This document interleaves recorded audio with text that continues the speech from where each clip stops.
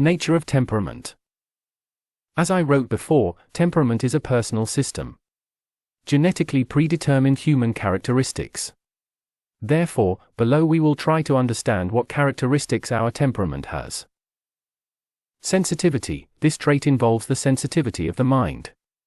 It determines what is the minimum force of external influence necessary for a person to make some reaction and what is the speed of this reaction. The lower the strength of external influences to which the mind reacts, the higher the susceptibility index is considered, and vice versa.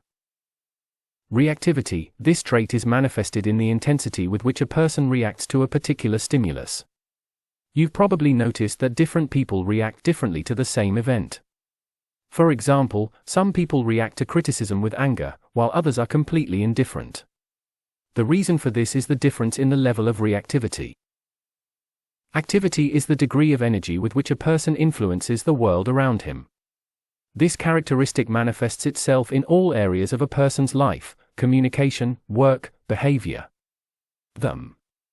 Some people interact more actively with the world, while others interact less with the world.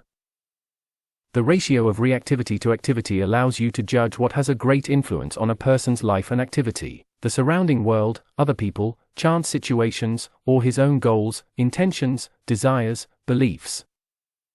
Reactive pace is the speed of all mental processes and reactions, speech, thoughts, various actions and movements, etc. It is virtually impossible to train this trait, so people with high response rates are highly valued in certain professions. Extroversion-introversion is a characteristic that determines the direction of a person's activities, either outward, toward the outside world, or inward, toward the inner world. Plasticity-rigidity, the ability of the mind to quickly, or not, adapt to new situations, the ability to quickly, or not so quickly, switch types of activity depends on this property.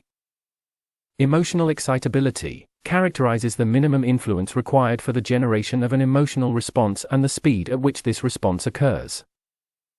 Temperament traits are inherited, appear at a fairly early age, and change little throughout life. They cannot be changed even with the help of targeted training. As you get older, your facial expressions just change. Temperament characteristics are closely related not only to physical constitution, but also to the characteristics of the nervous system and endocrine system.